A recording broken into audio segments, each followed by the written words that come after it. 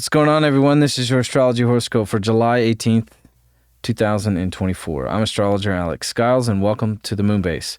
Hope you guys are doing great. Good to be here with all of you. This moon in Sag, it's going to make a trine to Mercury as Mercury is getting ready to square Uranus.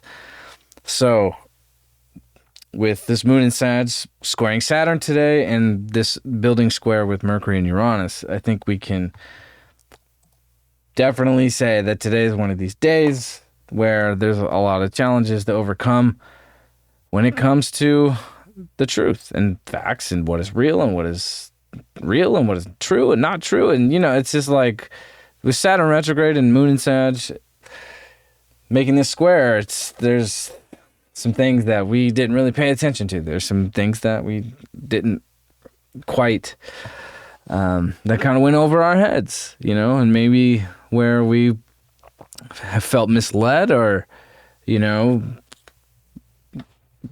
where we weren't seeing very clearly. You had an idealized version of what the outcome was going to be or what the situation was going to be. And Saturn is like, whoa, here's the reality of what it is. And, and the moon is having to accept the truth. So emotionally, it's one of these days where we're going to have to accept some things about our reality and some truths that, we've maybe been burying or suppressing, and whatever's in that subconscious space.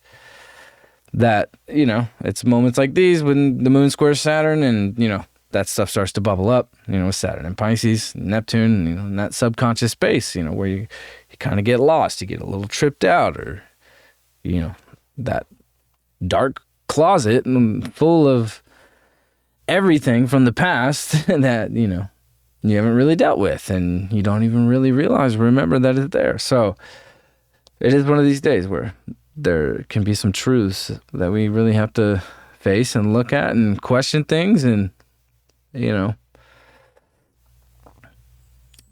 question whether it's a natural thing or if it's some, if this is rising up from some place of trying to control something, with Saturn. It's like, is this natural or organic, or is this out of some desire to control the reality where, we're not always in control sometimes. And I think Neptune and Saturn and being in Pisces is teaching us these things. And I think I said the other day, like since 2011, 2012, Neptune's been traversing and crossing these areas.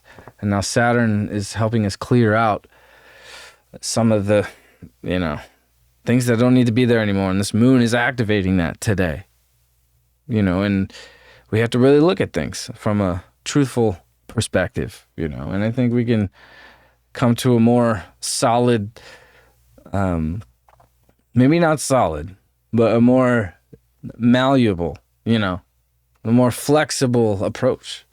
And when this moon makes us trine to Mercury today, then, then we can start to really get a clear understanding and maybe, have some really wonderful ideas on how to really channel that,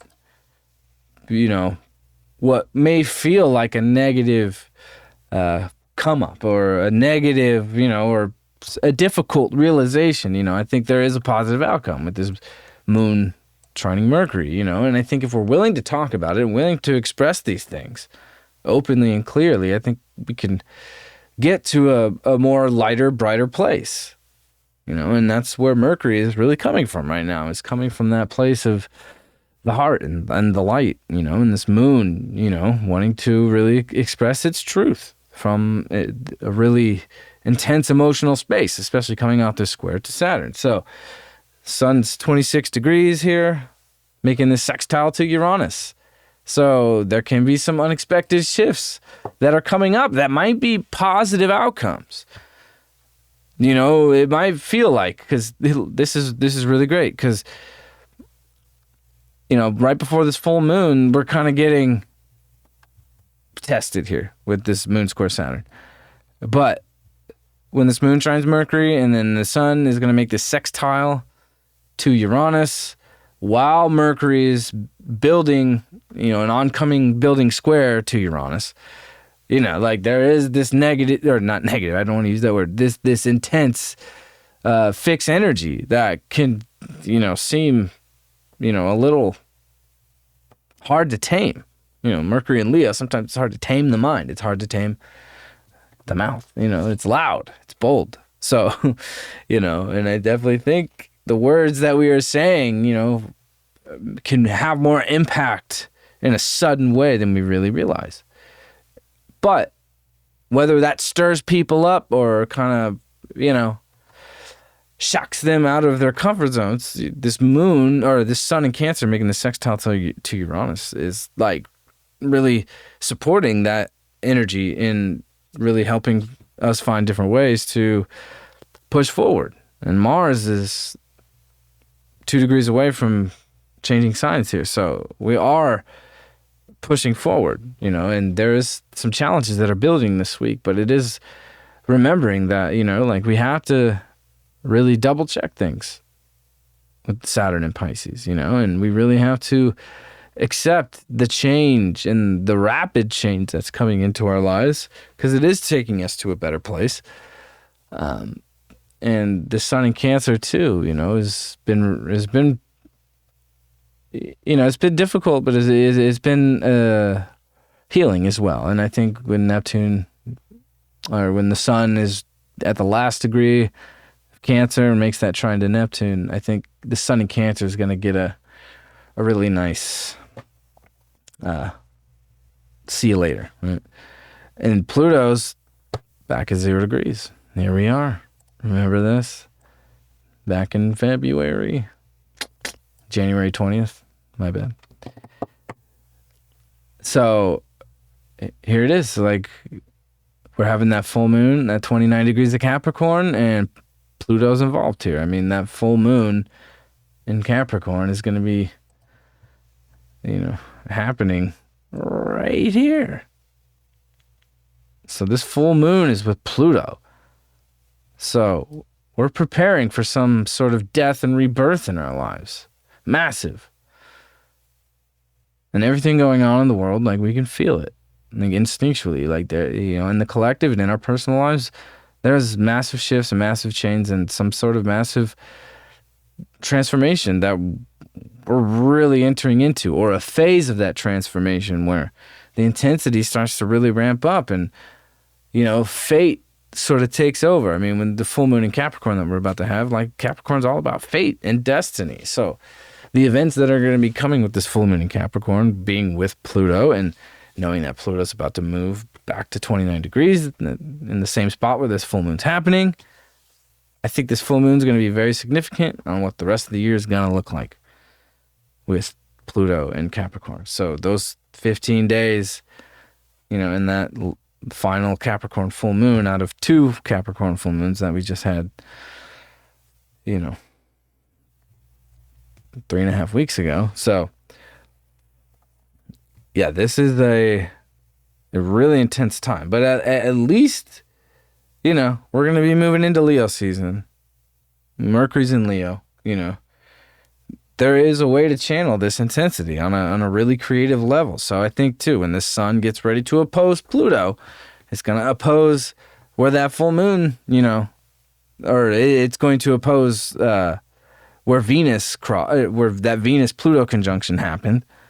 So everything that kind of was stirred up in our relationship life with Venus opposing Pluto, when the sun crosses that area too after the full moon, it's going to shed some light on what we went through with Mercury and Venus opposing Pluto up until now. So this is going to be a very, very interesting couple weeks for sure, leading up to the full moon and post full moon before we get to the Leo new moon.